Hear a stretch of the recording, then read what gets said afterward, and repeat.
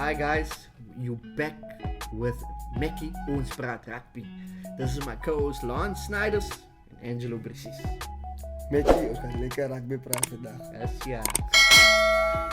Yeah, so Springboks winning. We had load shedding that day. But what do you think about the win? Oh, yeah. It's great actually. Great win, showed some toughness, some BMT. Like some guys would say big mixed temperament. Damien Willems came good out. I think the set piece was good. And it was probably the experience that pulled us through at the end of the day. But grateful, happy for the win. Just to get our season off. First game of the season, so can only improve this week. True. You know, I remember last year when Damien, they picked Damien on he came on 10 and he kicked the last ball miss and then what's this guy's name? Victor Matfield that's over why do they pick Damien at 10 and all of that, and now he just showed that he's got the BMT to play these kinds of games. Yeah, I've known this for years about Damien Willems since he came on the season. It was just like I said, his experience. Everybody can most probably miss that kick. Everybody has their own opinion. Victor has been there, he played there, so he's got his own opinion. I disagreed with that because yesterday he actually showed us, or on Saturday, that is Damien Willems. We saw him throughout his career. So yeah, so great performance from him. But wow, what a first half. What is your take on what happened in the first half? Hell no! I would say, well, caught us off guard. Springboks slow out of the blocks. They were not precise and precision like the Springboks always are. Those small things that they, high balls and those kind of things, they were not accurate enough in the first half. Don't think there was enough direction from the decision makers. Small things like I said, it's the first hit out of the year. There was Thomas probably a bit rusty. It should be better by this week, especially the first half. I would say it would be better this week. The little things that we have worked on. Okay, cool. So one thing that I've noticed from that first half, do you think we went in, or were you surprised with the tactics that we went in with the Wales game? Tactics by meaning how they played. I knew that was going to be the Springboks. They're not going to soft away or do something out of the ordinary against Wales or New Zealand or Australia. They're going to stick to their strengths because that's how we've been winning all these years since I've known Springbok rugby. So the moment you deviate, it's going to be difficult, and they could pick it up. They were not accurate enough, so they couldn't dominate Wales because they were not accurate enough in the first half. But like in Namibia, those kind of smaller tier nations, you'll see that was probably the expensive Springboks. Expensive game. Okay, I'm gonna stick with the first half. I just wanna I know it's not fair to pinpoint players, but for me, my thoughts, I thought that there should have been changes within the first 20 minutes. What's your take on it? For myself, that's also a rugby coach. It's difficult to take a player out of the game in 20 minutes. Give him another opportunity. It's the first half. They made the change at half time. Some of the changes that had to be made in the for the first half, like you said, and I think some of those guys that came on actually stepped up. Looking at the game myself, some of those guys actually did stand up, showed their worth on those kind of positions that the other guys didn't actually perform that well. But like I said, I think it was just the rust and all of those kind of things. One player for me was out in Yankees, so I don't think he had a bad game, but like Nina said earlier that 30 minutes is a year of rugby. So how fair is it actually towards the guy to put him in the international scene just to have training behind you? You need to have that game fitness, get yourself back up after a shoulder injury, get your mental block out of the way, also tackling, getting back to the contact situation and all those kind of things. So yeah. So is it fair to say that based on their plan that they have, that that's why they picked him in the first place, because Pollard was available? As you can see, there's no specialized number 10 as the third choice within the Springbok squad. So they are going forward with Elton and Andre for most probably for the foreseeable future, like till the next World Cup. I do not see any other young player getting an opportunity to get in there. So should something happen to Andre, they're looking at what can Elton bring. And my personal opinion, Elton has never been a starter for the Springboks. He's for me a guy that comes from the bench, has a great impact on the game sometimes, especially when the players lose, because that is Elton Yankees. And in the first half, the box is not going to be loose. Everything is going to be tight. So okay, let's go to the second half. Our bomb squad came on early. You could see a lot of improvement in terms of how they were attacked. Yes, there were still a couple of mistakes, but what's your take on the performance in the second half? Like I said, there was more direction in the second half. Guys came from the bench that knew what needed to be done, and just to bring that little bit of calmness within the group that time, not to stress. Guys like Yevgeny, he didn't have a great game, but his presence was felt within the game, because you could see when there was opportunities within the game, stoppages and there was a penalty, he was always near to see you help him making the correct decisions at the end of the day, going for balls or going for the line, and then taking the opportunity within the line and take it and go score from it. Our weapons. We have weapons. The maul is a weapon for the Springboks. The scrum is a weapon. So they utilised it great in the second half. We were not accurate enough in the first half when it came to those kind of things. Your mauls, your scrums, your lineouts. Cool. So from the debutants that played, I think there was two. Angelo and Murat. Salman. What do you think of their performances? Salman was there, his physical presence was, you could see, took out the ball, made his tackles. Angelo had a great run in the first half, in the second half when he came on. Was abrasive, was there where they had to be. Nothing out of the ordinary special, but I just thought they slept in nicely within the team. Just their hand could fit into the glove and they could just know what they had to do and what the Springboks needed at that time when they came on. Yeah, I think it was most probably different what the Springbok needed, and they got the difference from those guys that came from the bench. And then what's your take on with regards to improving, because obviously you made your notes, and some players didn't perform as well, but they got the game, they won the game. What is your take in terms of either players improving or the team improving? I don't want to single out players, but I know for myself, Faf was very slow at the breakdown, in my personal opinion, just to lead you into that conversation. Yeah, I think most of the Springbok rugby revolve around the 9 and the 10, and Faf took it on himself on Saturday to take it. I think he slowed, like you said, slowed the game down a little bit, especially in the second phase of the game.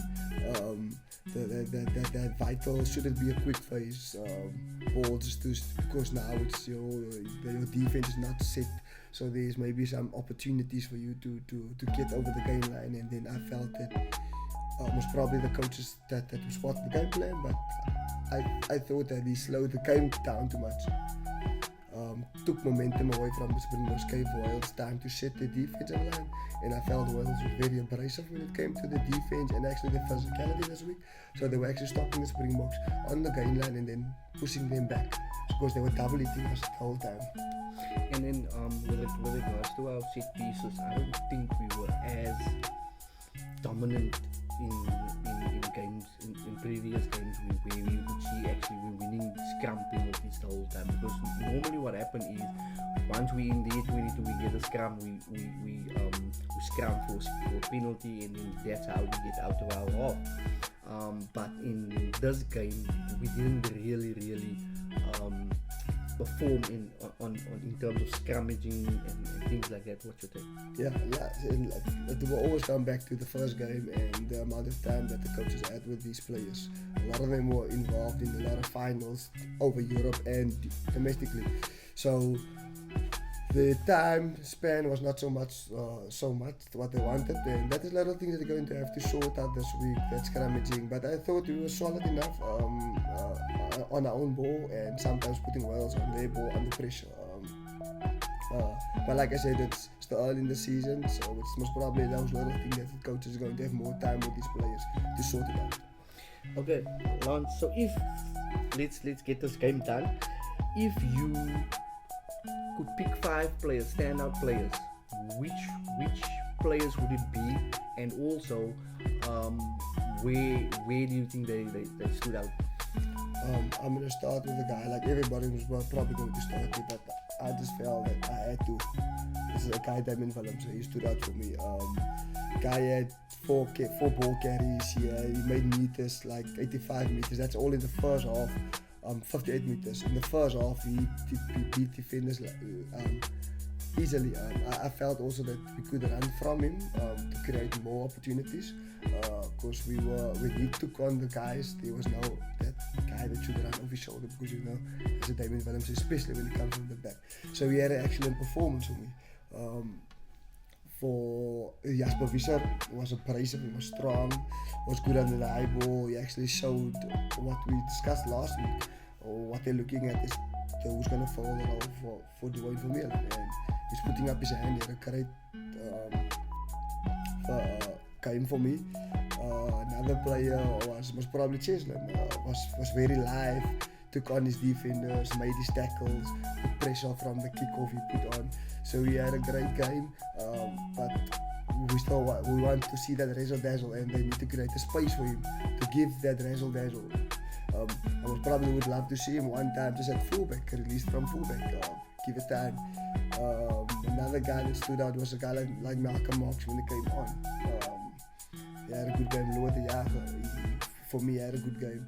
There was a couple of guys that had good solid performances, but the other guys must then also just come to the party and give us that good solid performance, and I think then the score margin might be 10 to 12 points. And also what you must remember, Wales's last 5 games, they lost within 3 points against all the Six Nations opponents.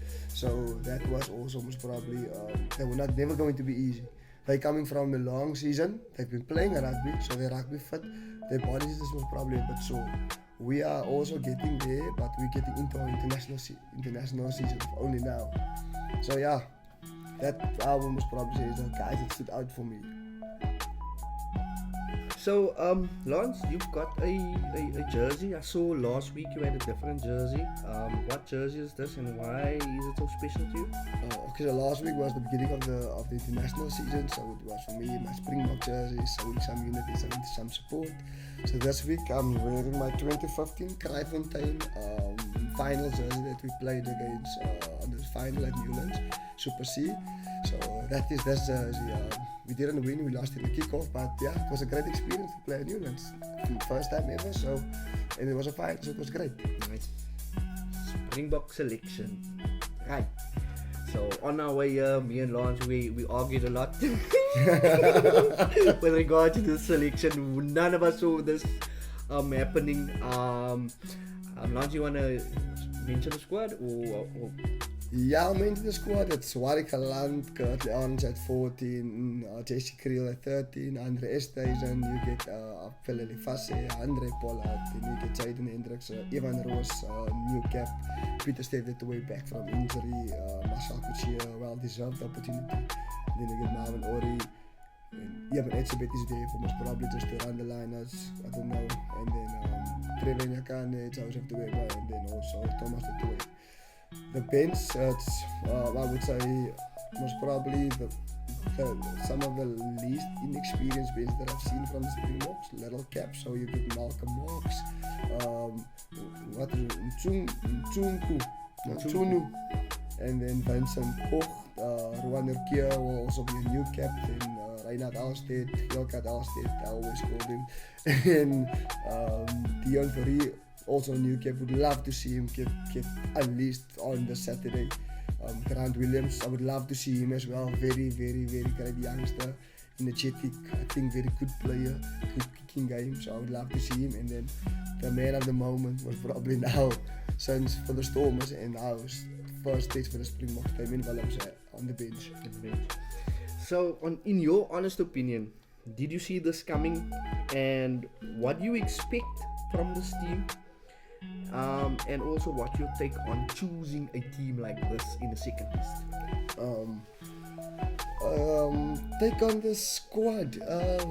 Yeah, and like you said, I didn't see this coming. I thought, okay, let's get, because it was such a tight game, get it out of the way, beat Wales for the second test, and then unleashing all these players. But you mentioned it last week that you said that they're going to test all 45 players that they've chosen. So this week is most probably get that out of the way, see what these lads can do, who you can most probably take to the World Cup, because this is a very big test match, because it's either 1-1 or it's 2-0 for the Boks.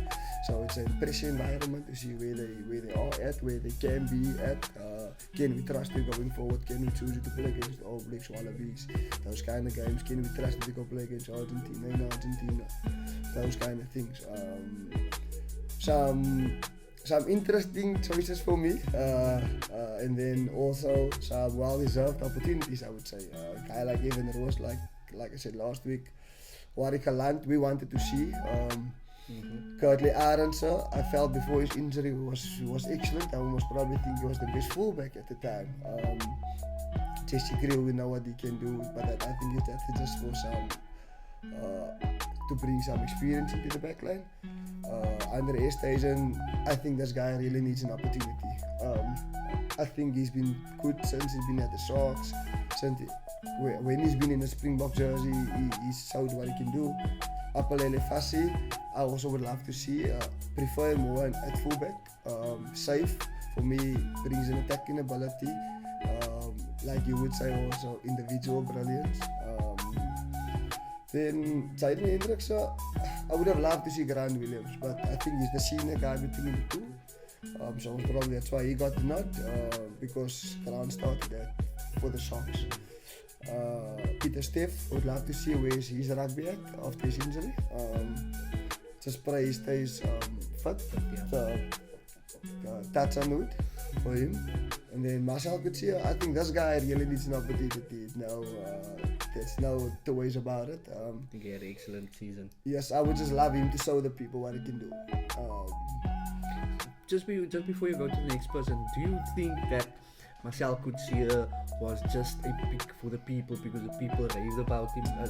He's not really in the plans, or do you think he's in the plans? If he was going to be in the plans, he would have been in the Springbok squad all the time. There shouldn't be a debate about it. But he's playing good rugby, and I think it's the public opinion, but also I think his rugby actually got him over the line. I think his rugby got him over the line because his season was excellent. I would give him a 9 to a 10 out of 10. And captaincy wise as well, it was great for the Bulls. So a good acquisition for the Bulls. The last question that I asked, or one of the questions was, because I want to give you my opinion and then I want your opinion. So, according to what I've read and what I've heard, is that they want to give all 43 players a chance. And for me personally, I think it's a brilliant move. It's a masterstroke in terms of giving most of these guys in the second test, because we're 1-0 down. The reason why I say so is because, let's say for instance we play again our strongest team and we lose that second test, then none of those players is going to get the chance in the third test. So that's why I feel it's a brilliant move by them, but I feel you differ. Yeah, because I knew that the second test the Springboks was going to, if they played the same team from last week, were going to dominate Wales.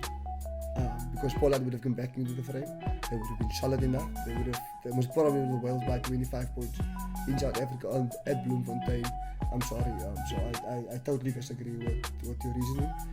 I felt, but not totally disagree, but like I said earlier, if now you can see what some of these guys are made of, because now it's in a more pressure environment. If with the Thursday won the second test with our first team, they would have probably played all these guys now. and then they wouldn't have that much pressure on them to perform. Okay. There's a couple of players that obviously you've mentioned before, but what players are you really looking out to see and to like can't wait for them to get the opportunity?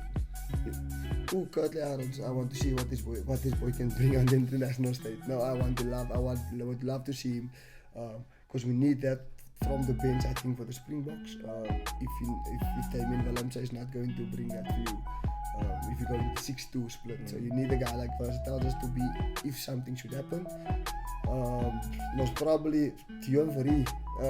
I'm still a fan, but he should have had his opportunities years back. For me, just been one of the most outstanding guys since he started playing in the hooker for the Stormers. Unfortunately though, they had not Malcolm, they had Bismarck and John Smith at the time, two of the best hookers. Yeah, but he wasn't chosen for hooker now because he shifted to flank that time already. So he could have been for you a Skalk Brits in the squad. You also had Skalk Brits most probably at the time. And everybody counted only most probably 23 or 25, so with the Springboks. What about Ivan Roos? Oh, definitely. Most excited to see that boy, what he can bring to the international stage. I think he's not going to shy off from what he needs to do and what Ivan Roos is about. So I would love to see him within the Springbok environment. Right, with all of these players, these brilliant players and playmakers and exciting players in the Springboks squad, do you think they're going to change the tactics, or what kind of tactics are they going to bring in this Saturday for the Wales game? Same tactics. If you can't fit into the Springbok, I want to see how you fit into the Springbok setup. They go high ball, so you need to be able to catch chase, be able to play with rugby without the ball. That is the Springboks putting pressure on you. That is what's good. I don't think them differing, but it was probably the opportunity to see what these boys can do. They might just surprise us and just cut this loose and tell them, let's go. So for me, Wales had a standout performance with regards to that first half. And what's your take? Do you think that that was the best rugby Wales played this series, or do you think there's more for them to come? In the rugby team, if you lose it, you want to correct it the following week. It can be they can most probably change the whole team and bring the new guys in. That new guys will have the same mindset. So Wales will come out. If the Springboks don't dominate Wales in the first 40 minutes of the game, it's going to be another tight game for me. We need to put Wales down in the first 20 minutes of the game, up by 12, 15 points, 20 points, get their morale very low, and then just dominate them from there. And then you would see a Curtly Adams scoring tries, and then you would see when Wales usually to come, it was always 40, 50, 20. And you would probably see that scoreline inflate. Yeah. Okay. Anyway, so what do you think is a Wales team? How's their selection going to be? Is pretty much the same, or are they going to bring in more changes? I think it's probably going to be not a lot of changes, but there's some injury force ones by Wales. A lot of them were injured on Saturday, so it was probably a core of the team that played on Saturday, and then a couple of new guys. This is freshen up the squad most probably. Just to try to win the game. I think or try to get a result. Let me rather say that. I think Alan Jones is definitely going to start this weekend. I think he brought a lot of intensity and physicality in the second half as well, even though they played with 30 minutes up. But I think he's going to bring in, they're going to bring him in, definitely. Yeah, I also would think so. You would probably start this weekend. That's what 145 caps or what 150. I think is the leading or the most capped international player. So that is experience you can't buy no way. That is decades of rugby knowledge.